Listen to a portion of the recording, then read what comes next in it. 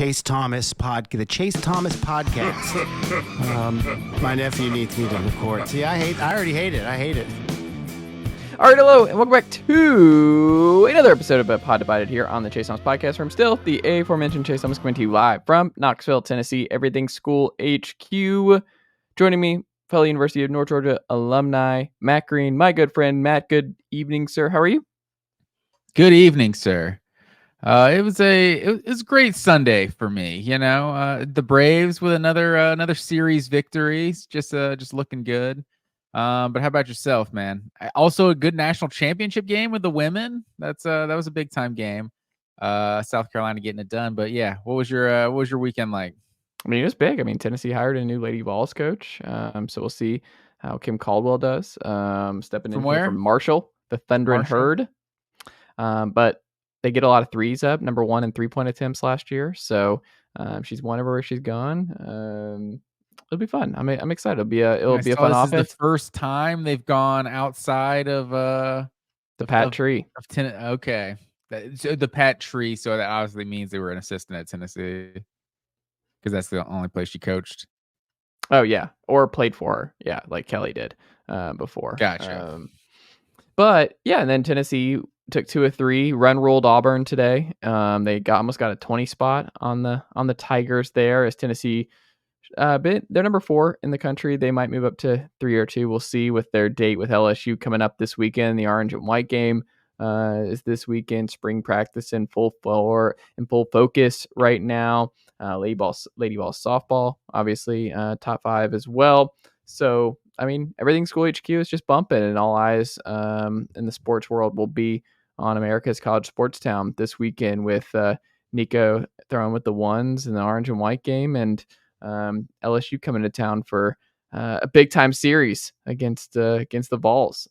So it's a big weekend, but it's always a big weekend on Rocky Top. Speaking of Everything School, have you seen the Capital One Cup standings as of late, sir? Which is what it sounds like. Judging all the sports for a school, I didn't find Tennessee on these standings. So I'm just curious what everything exactly you're speaking of, sir.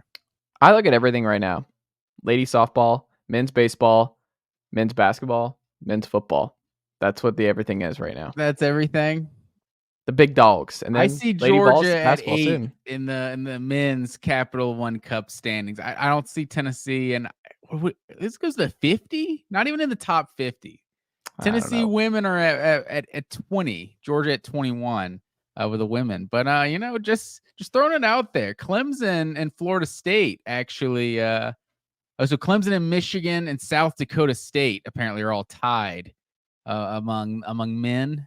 Mm-hmm. And then Florida State and Texas are tied at the top among women's sports. So, I think those schools are really the ones that should be talking everything schools, the ones that are winning national championships and things. That's everything to me. Okay. I mean, whatever you whatever you got to tell yourself, man. I'm the one living it up here in Knoxville. You can ask any Tennessee fan right now. We're seeing it right here. So I don't know what to tell you. Like, coming off an Elite 8 appearance for the basketball team. Baseball's been to Omaha 2 last 3 years. They have the best offense in the sport. Number 1 lineup once again.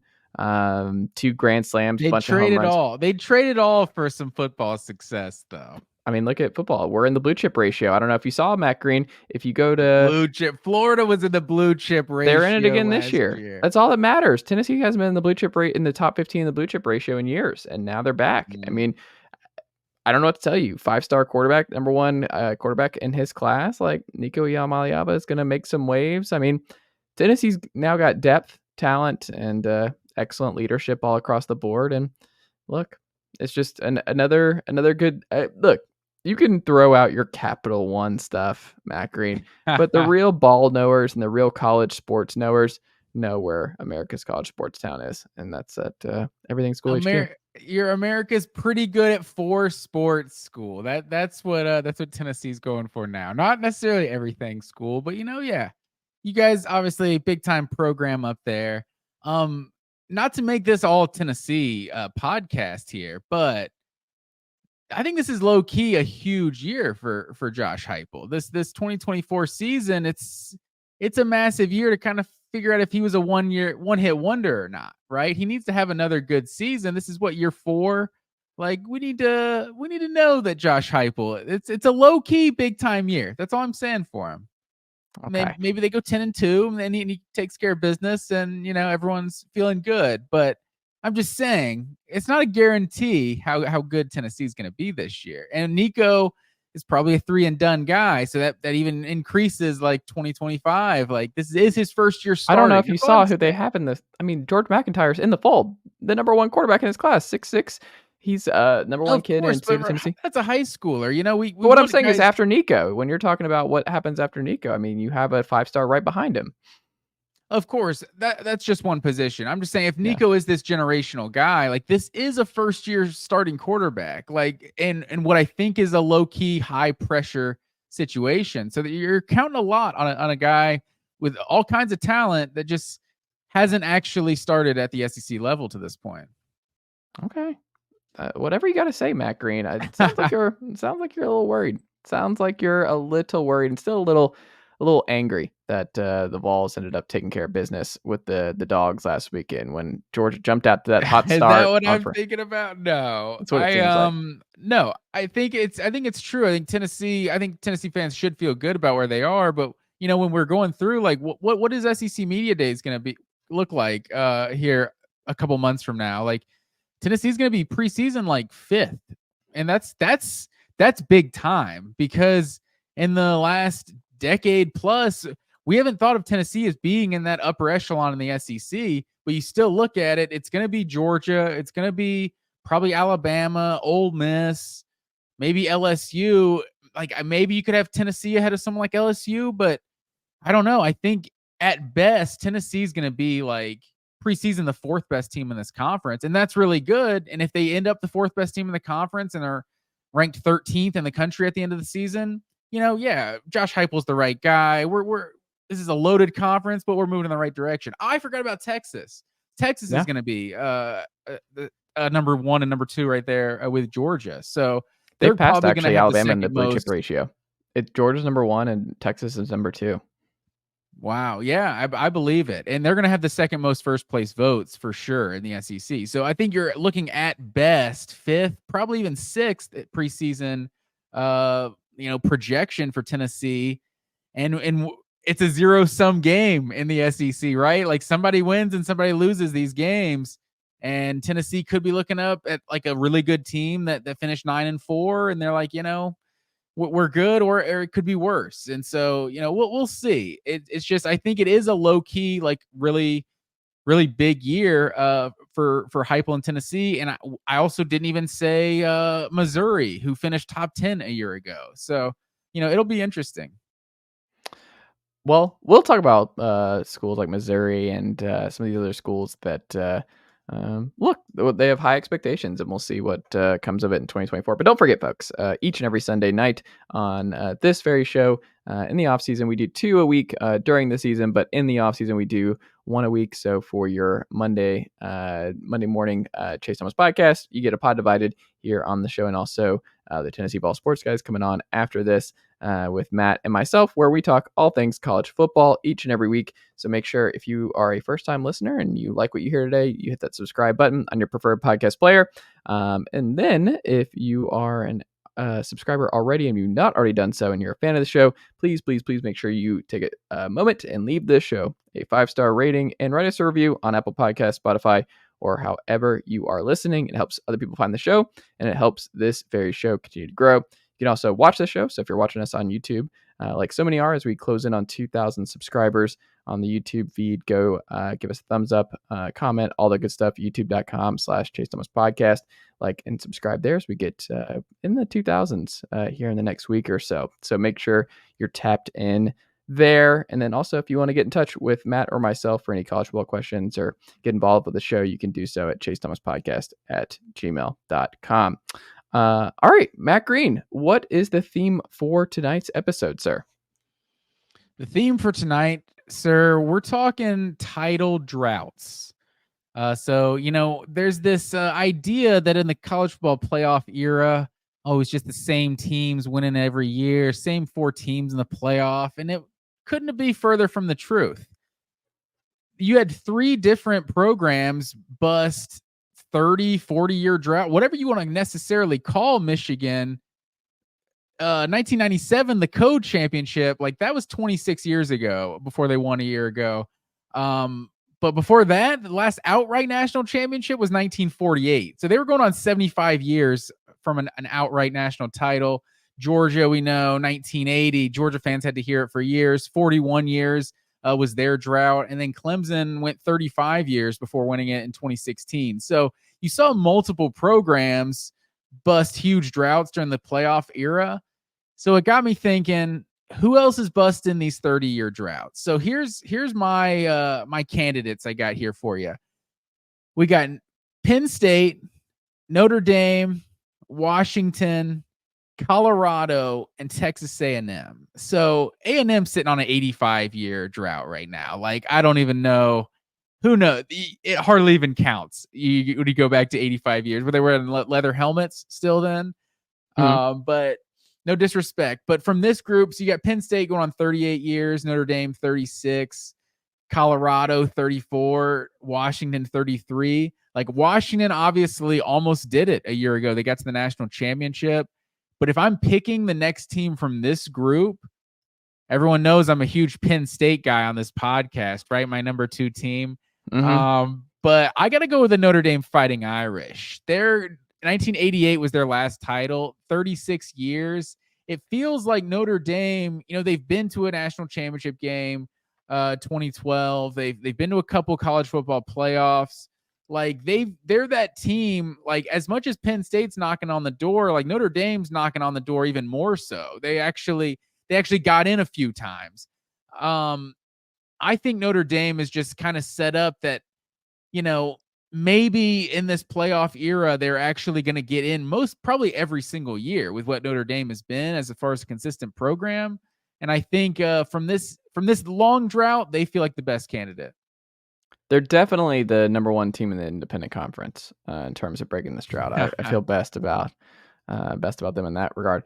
It's funny. So I was looking at the blue chips ratio start percentage on 3 for last year for them, and Ohio State was 1, Bama was 2, was 3, Florida was 4, and Notre Dame was 5 on that list. So I think one of the things that people miss about Notre Dame, and it speaks to what you're saying, it's like, it's a long drought, and people make fun of the Notre Dame drought and being overrated. Like, SEC fans love to hate Notre Dame, but like, Notre Dame has talent. Like, Notre Dame, they're putting dudes in the NFL. They obviously recruit really well at tight end. They recruit really well on the offensive line. They recruit well at running back. They recruit well at receiver. They recruit well, obviously, on defense too. Like, they put so many dudes in and defensive backs, linebackers, this and the other. Like, they're putting together a lot of talent. They develop talent really well. Brian Kelly obviously won a lot of games, but Marcus Freeman, he also hires really well. You steal the LSU offensive coordinator back to South Bend this offseason, who obviously had a great season with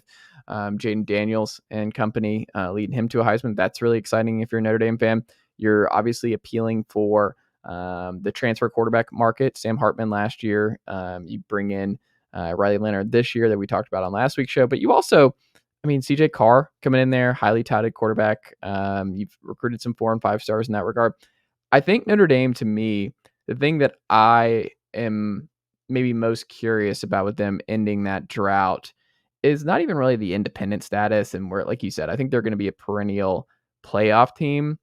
I just think they're kind of in that mode where I need to see that final boss when it comes to elite quarterback play.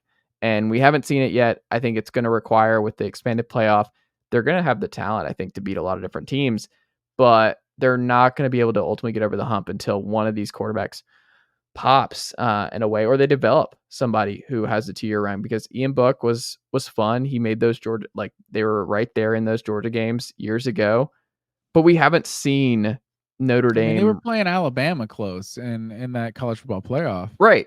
But it feels like they had, like, obviously the Jimmy Clausens, the Brady Quinns of the world in the early 2000s. And it's like, can you imagine Brady Quinn in the system where you're like, they just need everything to coalesce. Like, I don't think they're going to be a team that wins multiple titles, but would it surprise me in the next 10 to 15 years Notre Dame gets a championship? No. I don't think would it surprise you if they break this streak before it gets to 50? I 50. That next 14 years, I could see them doing that because 14 years is a good thing because hot take here, Mm-hmm. I'm still not sold on Marcus Freeman. Like, I know Okay. they've upgraded on the recruiting trail, but like you look at what this Notre Dame team was, like 6 of the last 7 years Brian Kelly was there, this team finished top 15, and 3 of those were top 5 finishes. Like neither of the finishes so far in 2023, 2022 or 2023 for Marcus Freeman have been top 15 finishes. So he didn't exactly take over a rebuild, and they haven't been as good on the field the last couple years. So I know he's improved the level they're recruiting at, but you give me 14 years, like that means another guy could come in by that point and get breakthrough and win a national championship for them. So I would probably bet for Notre Dame to not let this thing get to 50. But I don't know, it'll be tough. I mean, they'll be tough, but I also think they're in the conversation. I think they're gonna be right there. They just need some breaks. I think a lot. They're like you said with Penn State. They're right there with. I think they're even better shape than like Wisconsin or even a Michigan State. I think they're somewhere. It's funny. Like they kind of. I guess I would probably throw out like one of the things that I worry most about with Notre Dame. Getting to that point, it hasn't really shown up in the recruiting is the academic requirements. Like that's always been something you worry about with Notre Dame's upside in today's landscape. And I mean, it's hard with Michigan transfers. You saw that in basketball a lot of getting into the school, and that process can be a little bit arduous. But Michigan just won a title with high academic expectations and I guess restrictions or what have you. But I don't know. I look at it. If Michigan can do it, like are you going to tell me, Matt, that Notre Dame can't do what Michigan built? Like they can't get close to that? I don't see why not, in my opinion. That was actually my exact thought. Like it takes a Jim Harbaugh. Like that's what it's gonna take. Like you have to get a great coach. But like Urban Meyer could have won a title if he had taken that job instead of Ohio State when he was at Ohio State. Like he wins a title, right? Yeah, that's probably true. I mean, he's one of the best coaches in college football. I don't think Notre Dame is that far away. Like you said, like for what they've done with some of those teams, and you think about Ian Book was the first quarterback you named. Like, is that the best quarterback of this past decade for Notre Dame? Of like a good history. You know, there's like probably, 10 top 10 finishes in the last 15 years or so. I'm guessing off the top of my head. Like they've been a really consistent program, but no real like transcendent talents at quarterback. So like maybe that's all it's going to take, and you'll bet on them because they do so many things well. You brought up Michigan State. I didn't even have them on my list. They do have 1966, so they're going on 58 years. They're way back there. But Washington, I think we would both agree Washington's not going to be the one you bet on. And I feel like it's disrespectful because it's like this team played for a national championship a year ago. They got closer than TCU. It was actually a good game for 3 quarters at least. But I think in this new format, I think people thought the increased playoff was going to help the little guy, but it's not going to. The 4-team playoff helped the little guy because you can go undefeated and they're putting you in the Final Four. Now, yeah, you can go undefeated in maybe a weaker Big 12 or something like that. And well, cool, you still got to win like 3 playoff games to win a national championship. Like it's a whole nother level. So I think it's going to be a lot harder for teams that don't get the top talent to actually maneuver their way through the postseason. I don't disagree. So let's throw in Washington here as we talk about them. I mean, their drought is right around there with Notre Dame, 33. The year I was born, 1991. Like you said, they were just there, but then they immediately lose their coach. We'll see how Jed Fish does. I talked about it where I think they're going to enter like a Sark type of thing, where I don't think he's going to win as high as Kalen DeBoer did. But I also think, Steve Belichick coming in as DC, he's hired well on offense and defense. I think the offense is going to be fun. I think they're going to have a good defense. I think they're going to recruit well. There is still a lot of talent in the Northwest, the Pacific Northwest. I think they'll have that Seattle footprint. I think Washington they've had their ups and downs where I surprised you a couple weeks ago where it was like just how bad it was for a while when Steve Sarkisian came in and kind of resurrected that program. But I think, like you said, the thing that troubles me about Washington ending that streak anytime soon is, hey, they weren't in the blue chip ratio when they were in the national title against oh my God, Michigan. Michigan. I'm like having a brain fart here. But one of the things is like they overachieved. And I don't know if Washington will ever get, because we just saw the all-time great quarterback play from them with Michael Penix. That's hard to replicate. It's hard to be like to have that many NFL guys on one team as they did, and they still weren't that deep. They were still very top heavy. I don't know what they're going to be, because you look at Oregon. That's another thing that worries me about Washington breaking this streak in the next few years or whatever. Is I think Oregon's building a more sustainable giant than what Washington has. Just their rivals. I mean, obviously they're always gonna be rivals, and they're gonna be close in proximity. That now them moving to the Big Ten together, like there's gonna be more of that. I don't know. I don't see them ending it anytime soon. I think this past year was maybe their best shot for a while, and I think for UW, my gut tells me we don't see them winning a national title, just because the Big Ten is going to be really hard. I don't see them ever being a stronger program than Ohio State. I don't think it's going to be stronger than Oregon anytime soon. I don't think it's going to be stronger than Michigan. I don't think it's going to, I mean, I just look at that USC is on the way up. I like what USC is doing. They're going to be really hard to stay ahead of. I don't know. To me, I think they're a loser going to the Big Ten, because I think they will not be a perennial playoff team like they would have been if they were in the Pac-12 with what they built. Well, here's one thing though, because like, and let's put some respect on another team that played for a national championship, TCU. They did win one in 1938, so they're going on 86 years. I don't think we're picking them to win one anytime soon. But TCU went through a weak conference. I think we can agree with that. It was a fun season to watch, and I felt like not enough people respect what they actually did that year, because they did beat Michigan in the semifinal. But with what Washington did, like that was not a weak conference. Like the Pac-12 was low key, maybe better than the SEC last year, like top to bottom. So it's not necessarily like Washington just took advantage of being in a weak conference. And another thing, like they feel like a stepping stone program because they went to the championship and then someone swiped their coach. But like Oklahoma's coach just got poached to go to USC a couple years ago, and that doesn't make Oklahoma a stepping stone program by any means. Like Washington's not Alabama, so it's not like this guy is just going to leave Washington for anything. But yeah, if Alabama's open, you're going to go to Alabama. So I think obviously Dan Lanning didn't agree. So Oregon's perceived to have a higher ceiling than Washington. We all know about the Nike and the resources and everything. But Washington is still, they also made another college football playoff too. So there's not many programs out there. Like that's a pretty short list when you talk about making multiple college football playoffs. And it's an even shorter list of programs that actually won a game in the college football playoff.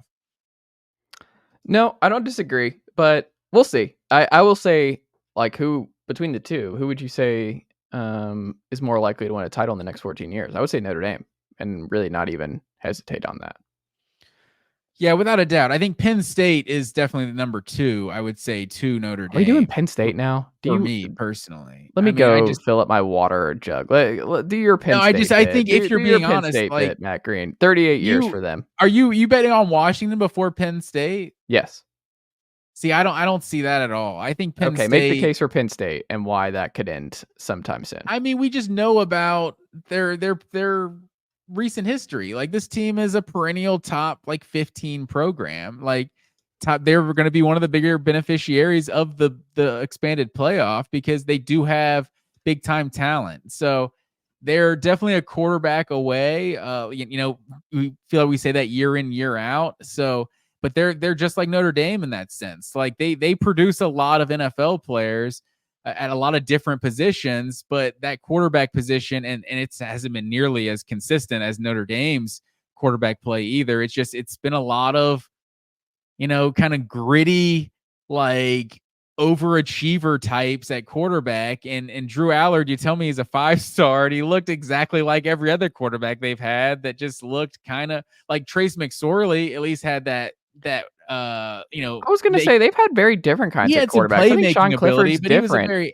Trace McSorley was different. Michael Robinson was different. They've had a lot of different. Yeah, Michael Robinson was like 19 years ago. Like that was a while back. Yeah, I think he was 05. Christian Hackenberg.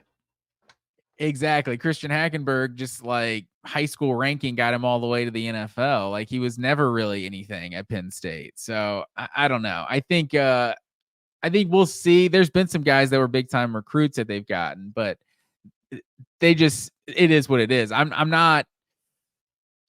haven't gotten as close as Notre Dame, but the Ohio State, Michigan, obstacle that they've had, and it hasn't always been that, there's Wisconsin's had their years in the Big Ten, but Penn State's only had the 1 year where they won the conference. And shoot, I guess since that 05 team, right, with Joe Paterno, like I think that 2016, 2015, that was James Franklin's only conference championship. So yes, they've won 5 in my lifetime, Matt Green. Is 4, that right? Actually. No, 4 Big Ten titles in my lifetime. Okay. They won the division twice. But the Ohio State Michigan thing, like that is like a legitimate, like you don't have to be better than Ohio State and Michigan to now in this expanded playoff to still get in and maybe make some noise. I mean, they will be in the blue chip ratio most years. James Franklin's recruited well. There's still a lot of talent in that area, in that part of the Northeast. I don't know, man. When I look at just the Big Ten hierarchy and where they're ultimately going to fit, I don't know. I think it's just hard for me to see a scenario where they ultimately get through. I could be wrong, but I would bet on Notre Dame, before the 50. I bet on UW before I would bet Penn State for sure. I bet UW. I don't know. They still feel like a one year wonder, but I don't know. Maybe Dion can make some plays and Colorado can bust through.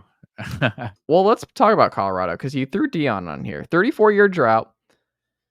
They're in the blue chip ratio. They're recruiting. I mean, they have really? Yeah, they have a lot of high ceiling guys. They have a 44.4% of their roster is 4 and 5 stars right now. So not over 50% threshold, but Dion is the blue chip ratio. That's the blue chip ratio is the 50%. Well, what I'm saying is they're right there. Like when you're looking at it, he's adding a lot of 4 and 5 star talent. Like he's in year 2. I mean, you have Travis Hunter, Shedeur Sanders, the good quarterback play. The weird stuff with Sean Kelly, mid-year was strange. Now he moves on to coach San Diego State going into this year. Pat Shurmur now calling plays for Colorado. I mean, the staff outside of the staff is solid. Like Dion hires well. Like that is one of the things we've learned early on in Colorado. He hires well. He is able to bring in a lot of top talent. I mean, he gets the number 1 offensive tackle in the class over Tennessee with Jordan Seaton coming to the fold, the left tackle of the future. You have Shedeur, you have Travis Hunter, you have Cormani McClain. Like, I don't see Colorado ultimately getting to that point, or I think part of it depends on, for me, with Colorado, is Dion has to be there for a while. Like, I think that's one of the things when I look at Colorado breaking their streak in this new Big 12, because I think the Big 12 is always going to be at a disadvantage. Like, I think it's going to be very hard for a non-Big 10 SEC school to win a national title in the new era of college football, the money, everything involved with it. I think it's going to be very hard and it's going to require me to suspend a lot of disbelief outside of like the main suspects of Miami, Florida State, Clemson. Yeah, I was going to say some of those bigger ACC schools can get it done. But outside of that, I don't know. I have a hard time seeing it. But Colorado is one of those teams where, like, if I squint hard enough and Dion's there for like 5 to 7 years, I could see Dion eventually having a really, really loaded roster. Like, if he sticks around and Dion is there for a while, like, it wouldn't surprise me if Dion has one of the 15 best rosters in the sport one given year in the next 3 to 4. That wouldn't surprise me. we'll see. Like, it's one of the more fascinating year by year experiments in college football. It's captivating. I'm very curious if it all works out. But I mean, he understands the recruiting game. He understands that talent ultimately wins out.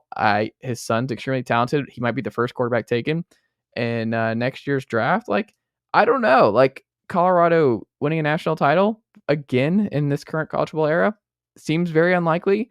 But if there was going to be a coach who could get them to that point, I mean, it would be somebody like Deion, who's getting players that they would not get outside of Deion. Like, you're not getting Travis Hunter in the building without Deion Sanders. So not getting Shedeur Sanders. Yeah, or Shedeur Sanders. Well, they've had some good quarterbers. They've had some good quarterbacks. You can get somebody to Shedeur. Have they had put some respect their on last Bill good Klatt's quarterback? But I'm trying to think.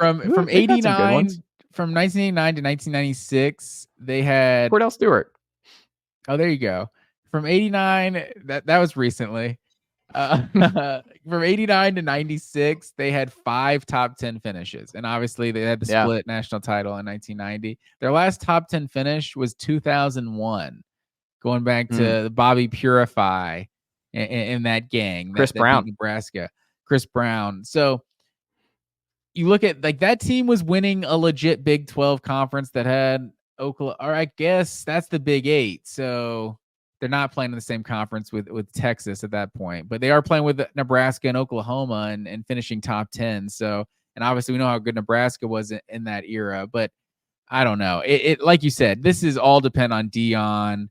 Just I don't know, just wanting to be at Colorado for the long haul, and I just don't see that. So I can't put any money behind Colorado busting this drought anytime soon. Like, I mean, they created a buzz last year, but to a 4-8 record. Like, there's still a lot to improve on. And like I was just saying with Washington and with like the TCU situation, like, if they're going to the Big 12 and this is still a 4-team playoff, okay, Colorado's in like a good position to win this conference maybe and actually have the most talented team in the conference when who your biggest competitors in that, like Oklahoma State and TCU and I don't know, the UCFs of the world. So I think they would be in a good position to be in getting to 12-team playoffs and be one of the better programs. Utah, obviously, for coming from the Pac-12 too, is going to be one of the better programs. But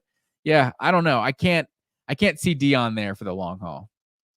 No, but if he is, that's the caveat. Like, if he is, I could see Colorado making multiple CFPs, especially in the Big 12. Like, I could see them being in there. But I think after this year, I'm most interested to see what happens post Shedeur. Like, once Shedeur and Shiloh are gone, like, what does it look like? Is it a long-term commitment to Colorado? Because if it is, I could see it.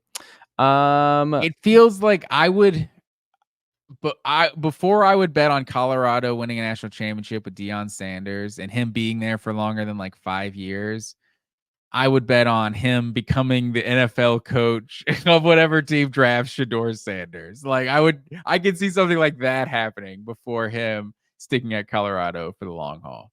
That's fair. Where do you want to go next, Matt Green?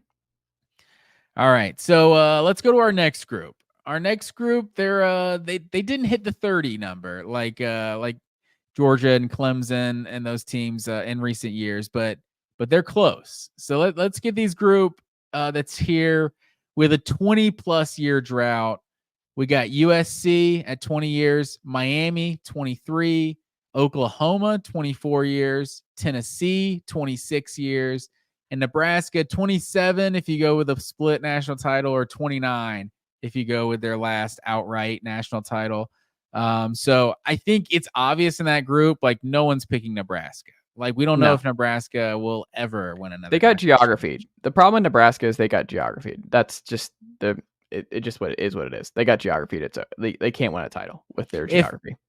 If Bill Self can get basketball players to come to Lawrence, Kansas, why can't Matt Rule get football players to come? Well, because you only need 5 of those Nebraska guys.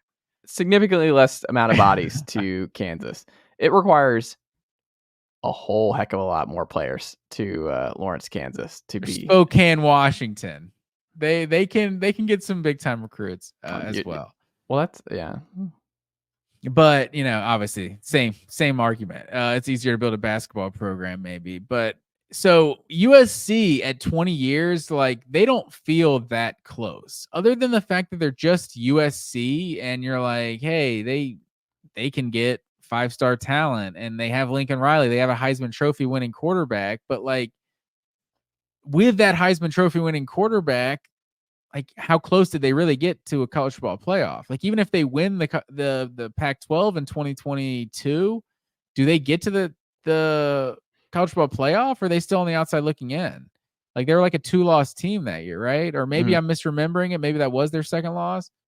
But USC hasn't really gotten that close. And I mean, I guess with Lincoln Riley, is that a generational quarterback, or is that just what you're going to have every year because you basically have a Heisman quarterback more times than not under Lincoln Riley? So I don't know. USC doesn't feel that close to me. I think they're close. I think they're always going to be close when you have a Heisman quarterback. Like that's just part of the deal. Like when you have the best quarterback in the country, you're going to be technically close. There was people who were talking about Lincoln Riley and USC making the CFP last year before the season. So they have the talent. We're going to talk about it every year, but does that mean you're close? I think the is it D'Anton? Is that the pronunciation? Is it D'Anton, who was the DC from UCLA coming over? I want to say it's D'Anton. Not sure. Yes, D'Anton. He's an elite defensive mind, and he's only 34. Was doing wonders with that UCLA defense. Like that was something overlooked with Chip Kelly at UCLA. Was that defense was stingy and was really, really good. One of the nation's best this past year. I think he's getting serious, Lincoln Riley, about the defense. And they obviously have been hot in the recruiting trail the last couple of weeks. I think the defensive turnaround is coming in Trojan land. So for me, I'm not worried about Lincoln Riley figuring out the offense. I'm not worried about Lincoln Riley putting up points. They're going to continue to have Heisman quarterbacks. Like that's just, I'm not going to move away from that. I don't know who the next man is going to be for USC, but I'm not betting against Lincoln Riley in that regard. The biggest caveat to them not reaching their full potential in Southern California of late was that the defense was never even close to being good enough to win a national title with Lincoln Riley to this point. I think if you can get D'Anton to be there for a couple of years and they can really build this defense out and they keep winning some big battles in the recruiting trail, like Cam Fountain from Georgia, he's a really good player. They brought in obviously defensive tackle transfer last offseason from Georgia. What was his name? I'm already blanking. Bear Alexander. Like you just need more of those guys. Like you need to be expansive. You need to go into Georgia, Florida, Alabama, Texas, whatever, win some of those battles with some of those guys. And I think the path is there. I would not be surprised if Lincoln Riley and USC won a title in the next 5 years. And I got to fact check myself here. They have been close because they were ranked number 4 going into the Pac-12 championship in 2022 before getting blasted by Utah. But if you get blasted by Utah, are you really close? Yes, they're close because some teams are just bad matchups. Like some teams are just bad matchups for you. Like for whatever reason, South Carolina will always be a bad matchup for Georgia in football. Not for anybody else. Like Tennessee's never had it. Historically, Tennessee has never had an unfortunate situation with a South Carolina football game. Like especially not in the last 3 years. I think you're remembering the Steve Spurrier era because most ever since Spurrier left, Georgia pretty much blasted South Carolina. Almost every year. What? Y'all were in a dogfight last year. I remember last year was a pretty close game. And then there's obviously the 2019, the upset. South Carolina beat Georgia. But you look at most years, it's a beatdown. Like 2022 at South Carolina, what was it, like 48-3 or something? Yeah. There's been some lopsided ones too. Missouri. I'll say Missouri has given Georgia a couple close games in recent years. I will say though, of that group, I think USC is probably the closest. Tennessee's probably the second, I would say, among that group. I don't know if you would disagree on that front, but I would say Tennessee is number 2. See, I think if you're just going current trajectory, Tennessee feels like the second closest right now.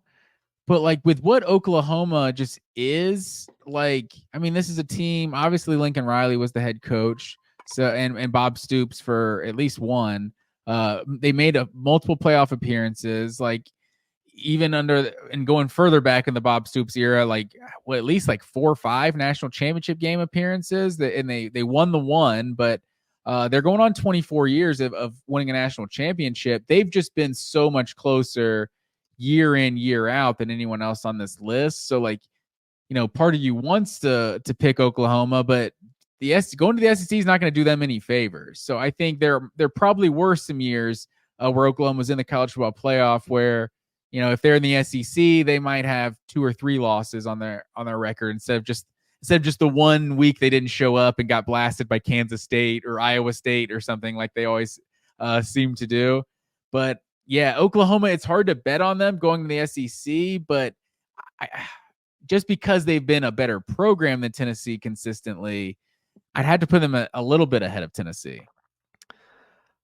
That's fair. I mean, they've recruited better the last couple of years, and I mean, they obviously have a better foundation, more recent success. But I don't know, man. I think right now, I wonder how many Oklahoma fans, if you ask them, like, would they take Brent Venables or Josh Heupel? I'd be curious, based on what they know now and where things are. I'd be curious where they stand on that front. I mean, we're going to find out a lot. Heupel goes to Norman this fall. That's going to be a big game for both programs. I think both programs are in a similar spot, to be completely honest. I think they have similar disadvantages, and just making it. I think it's a harder job than I think. Both jobs are a little bit harder than I think some people on the outside might give them credit for. But I also think the fan base is there, the NIL is there. They're creative because I mean, there's not a lot of in-state talent in Oklahoma. They have to be a little bit creative in how they become a top 10 recruiting base every single year. Tennessee can't live and off they're a the national brand. Well, I mean, but like it's still easier to keep kids home. Like it will always be easier to keep kids where their families can come to the games. It's not that far. Like that's always going to be a pull. And then you have like Missouri where they have great high school NIL laws and stuff like that, where that's going to encourage kids to stay.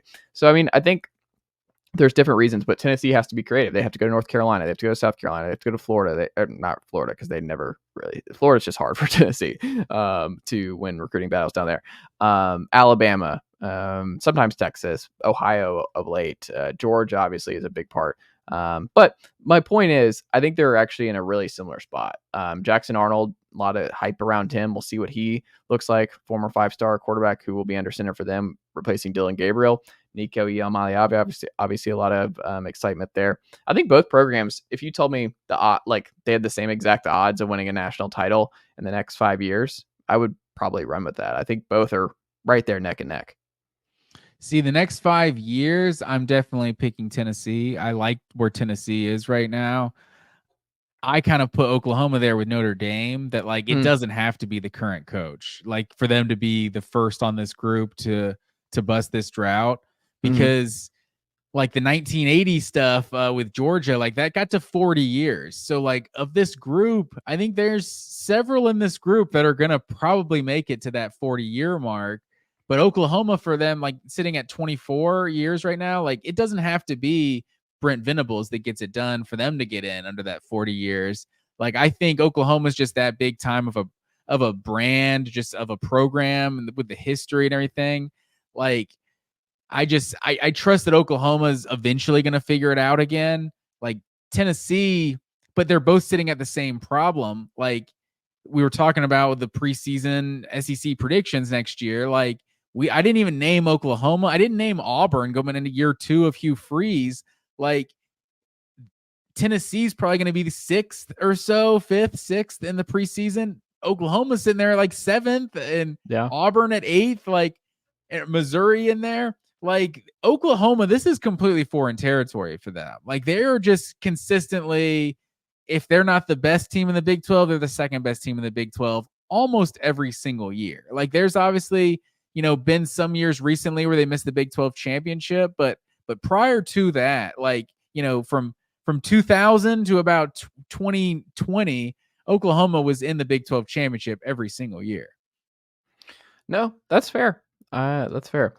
Final grouping here, Matt Green. Final grouping. So I basically Ohio State's sitting on 10 years, which is a giant drought for them. But they got in, and they're just a national championship or bust kind of program every single year. But they're still finishing top 5. You know, they would have been in every single 12-team playoff. They're going to be Ohio State, but I'm sure they're getting a little antsy up there because it has been a while since they won a championship. But they did win a college football playoff. I started this next drought of anyone who didn't win a college football playoff. So now we're over 10 years. Florida State being the first at 11 years, Auburn at 14, Florida at 16 years, and Texas at 19. And this list feels like okay, it hasn't been a while. You as a fan, as a 30-year-old guy, know that like, oh, it was recently that my team won a national championship. I saw it with my own eyes, you know? So like you have a certain cachet as a fan, like you've seen your team at the mountaintop. But if you don't act fast, you could end up in that 1980 group, just like Georgia was. I say 1980 because it just became such a rallying cry, and way to troll Georgia fans on Twitter. But like Auburn, you know, they're sitting at 14 years. Like that's not a long drought, but we all have to remember, you know, that 2013 team obviously didn't win. That was a more magical season with how it happened. But they didn't win it all. But that, I guess it was more magical. But is anything more magical than just stumbling upon like the greatest player in college football history for a year with Cam Newton? Like, who knows if that's ever going to happen again? So for what it took for Auburn to win that first national championship, and oh shoot, what was their drought before then? I mean, I don't know if they won one back in the 80s. They may have been sitting on like a 40-something year drought at that point. Do we give them credit for the year with Campbell and company where they got left out and they should have been in? Were they the best team in college football that year? No, we definitely don't give them credit for it. Obviously, it was an undefeated season. Yeah. But you got to go back to 1957. That was their previous championship before 2010. So Auburn, you know, if you don't act fast, you could be that drought could get a little big. It's funny. Like I'm curious on the Auburn thing with you, Matt Green. If I had to say, like, if you had to guess who's more likely to end the drought sooner, Auburn or Florida, what's your gut there? That's a good question. I think in my book, and that's definitely what I'm talking about from a mental like fan base, just a mentality. Like if you're a 30-year-old Florida fan, you've seen 3 national championships. You've seen your team be like the best program in college football multiple times, you know, or at least arguably the best program in college football multiple times. So Florida feels like Auburn just popped up and was great a couple times. It feels like what Auburn has done. It doesn't feel like, and you know, with Tommy Tuberville, like they had, you know, they were a consistent program. Don't get me wrong. They were consistent top 20 program. Too. What's that? Bowden was too.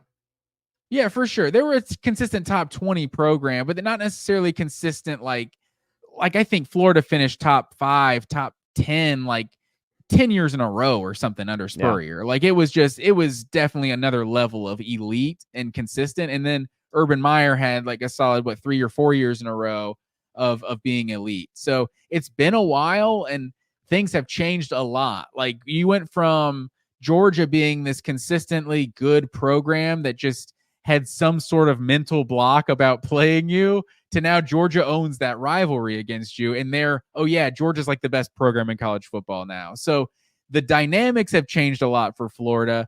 Obviously, Florida State and Miami, that's always going to be a challenge for them to have an elite program with those other 2 teams also trying to build elite programs.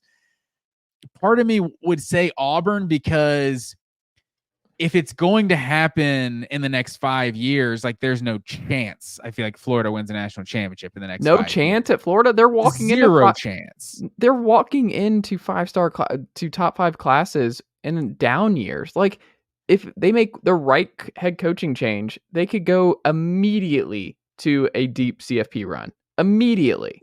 You're talking about like you're currently going to fire your current head coach. Well, what I'm saying is like, would it really surprise you if they fire okay, so if they fire Billy Napier, right, this offseason, we have to hope they get the next hire right. Like, they've gotten like 4 wrong in a row. I'm not I guess disagreeing. Mullen was good. Mullen was not good wrong. for Yeah, I 3 would say Mullen was years not wrong. and then fell off a cliff.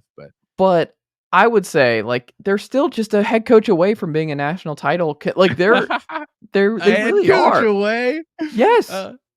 Just the head coach, just the guy that runs the entire just organization. hire, like, if they just could hire, like, Mike Elko, like, just hire somebody like that. Just hire someone solid who can, like, manage this. Like, I don't know. I just think Florida, it's one of the more perplexing things in college football history is that Florida, outside of Urban and Spurrier, just cannot figure out what should be so easy with the talent in the state, their name recognition, the brand, the SEC conference behind. Like, there is like, they're still like, it's crazy that they're gonna have a top 10 roster in the sport this year, and they're gonna look to go like 3-9. Like, it's just, that's crazy. one of the reasons I question those metrics is because Florida does not have a top 10 roster in college football. Like, I don't care what the recruiting. They have a top 10 talent roster. Yeah, like, I don't care what those recruiting numbers say. Like, this Florida team does not have, like, I don't know.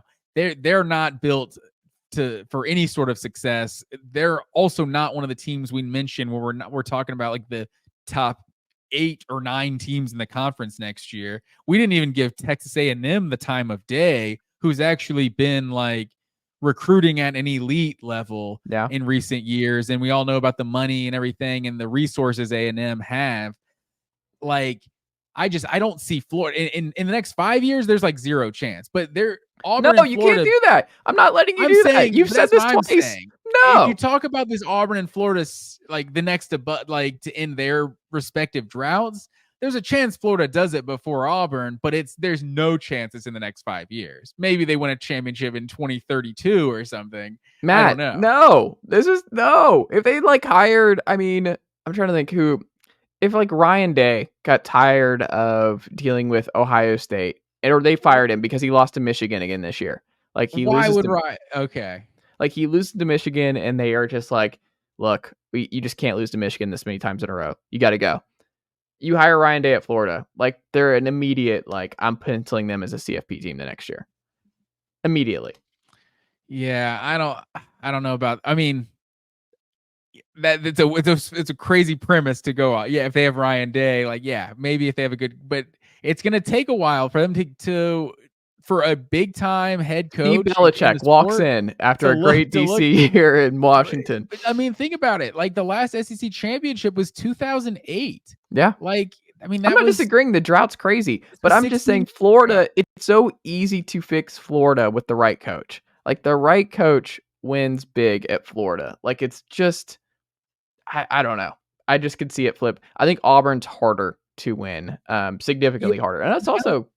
I know Scott Frost turned it down, but, there's the alma mater thing. I can't remember exactly. Do you remember any names that turned it down when Napier got the job? I know, like, Brian Kelly was like the same year, but Brian Kelly, Lane Kiffin, maybe? He wasn't really on the market. Was Lane Kiffin?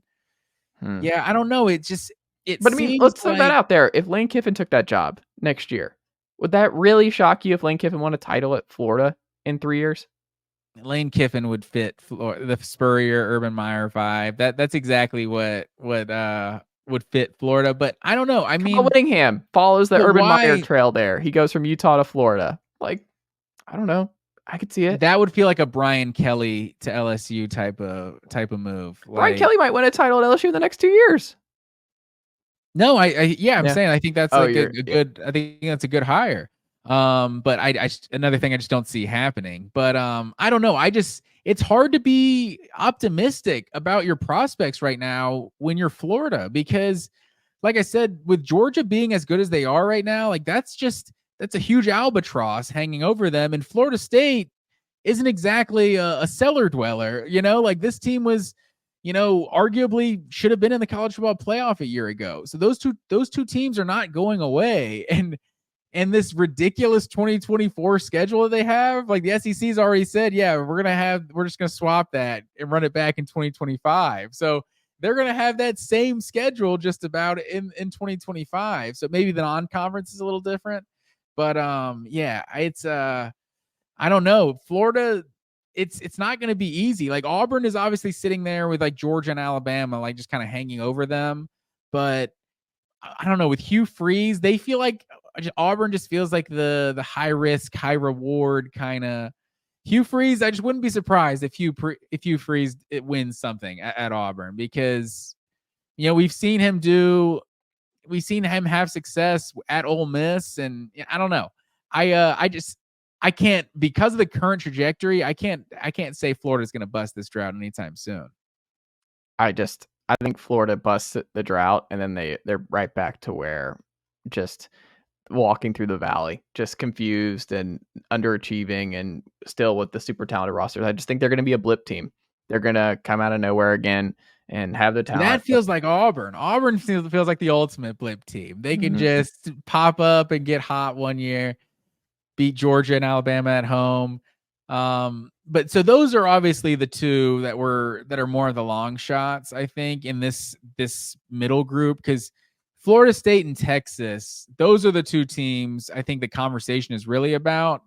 Florida State's at 11 years since their last championship. Texas sitting on 19 years since their last national championship. Yeah. Barely in under that 20-year mark. Texas is going to break that sooner. You think Texas before Florida State? Oh, without question, yeah. No hesitation. I think Texas wins one in the next three. I mean, I think going through the SEC is still a hurdle, though. Obviously, you don't have to win the conference. No. But that's still... I mean, they're going to have top 3 most talented roster year in, year out going forward. Like, they're going to... you saw them. You saw them with top 5 roster, like the best roster. They were just in the Final Four, Mac Green. They just were in the Final Four. Michigan was in it. Michigan was in it 2 years ago in the Final Four. So why is Washington a blip, but Texas is... Oh, I'm sorry. Have you seen the high school talent in the state of Texas and the NIL budget of the state of the University of Texas? I just want you to explain. Well, why is TCU? Why are they a blip? But Texas, they don't have the resources or the brand or the conference and all kinds. There's so many reasons as to why. Like, Texas is not the same as all of those schools. Texas is right there with Georgia. It's Texas and Georgia. Like, I think that's who runs the sport for the next few years. I just think they're going to be the hardest to beat year in, year out with what they're bringing together. I mean, Texas obviously beat Alabama last year. They make the Final Four. They play Washington really close to the end. Like, they bring in Quinn Ewers. He's back. Arch Manning sitting behind him. Like, I don't know. Sark doesn't seem like he's going anywhere. I think Florida State, I need to see what conference they wind up in. I need to see how much the financial disparity between the SEC and Big Ten start to weigh on the non-Power 2 schools. I'm curious what that means for NIL, for other things. I don't know. I don't know. We're entering a new phase here with the Power 2 and the TV deal. So we're going to see if that changes things in the power dynamics furthermore. So I don't know. I would definitely err on the side of Texas. We've talked about Florida State, I think, takes a step back this year. And I don't know. They don't have the top roster. The resource at this point, no, I'm still going Texas, no question. See, I think Florida State's positioning them like Oklahoma and Texas kind of used to be. That like, the ACC is these programs aren't just going to fall off a cliff. Like, obviously the SEC and Big Ten are getting more money and all that, but like these Clemson, Florida State, like Miami, like these programs are like still. I'm not going to throw Miami. Throw Miami in there. Florida State and Clemson, like, they're still powerhouse programs and capable of winning a national championship. So I wouldn't just write off Florida State just because of like resources and stuff like that. And obviously we don't even know how much longer this is going to last. Like, I don't think either of those programs are going to get left out in the cold. Like, but we don't know how long they'll be out. Say that again? But we don't know how long. Like, we don't know how long this will take. No, that's true. But I don't know. I have a hard time seeing what Mike Norvell's done with Florida State, just seeing them just start to go downhill. Like, maybe, with the way they with the way they used the portal this last year, maybe that, leads to a bit of a drop off because they don't have a roster built as solid on a solid foundation. That could be the case. But I look at, like, it's just crazy if you told me this like 5 years ago. Like, I don't know how long ago did we announce this Oklahoma, Texas eventually going to the Big 12? It feels like 5 years ago, but was it 5? But it's just crazy to me that we're talking about Texas as being a juggernaut in the SEC, like from day one, and talking about Oklahoma like a middle of the pack SEC program when they were the one that was dominating that conference for so many years. And Texas was not doing well in the Big 12, but you got one year of them making the college football playoff, and now we're like, oh, this is a juggernaut year in, year out. And I feel like we're kind of minimizing like how much more difficult the competition is really going to be week in, week out for Texas going into the SEC. That's fair. That's fair. All right, sir. Well, that was a fun exercise. Yeah, and we didn't. I don't even think we gave Miami. We talked. I talked about them a lot. I'm 23 years. I gave them a lot of for flowers them. last time. It's we'll see. Cristobal's got. You were big on Miami in 2024, right? So yeah, I'm big on who knows? them This could be the year Miami busts the drought. It's possible. But yeah, next week we'll have to do. I'm gonna leave it on a trivia question with you. Okay. Next week we're gonna have to do the who's gonna win their first national championship, not just the drought. Who was the last team in college football, the most recent team in college football to win their first national championship? You following the question? The last team to win their first national championship in college football. The most recent team that won their first national title. I'll give you 5 seconds. 5 seconds? That's not fair. 10 seconds. No, hold on. I gotta think here. That's your. Hold on. We've talked about them tonight. That's your one. That's your one guess. Oh, they're on the list. They're on the list. I'm going to say.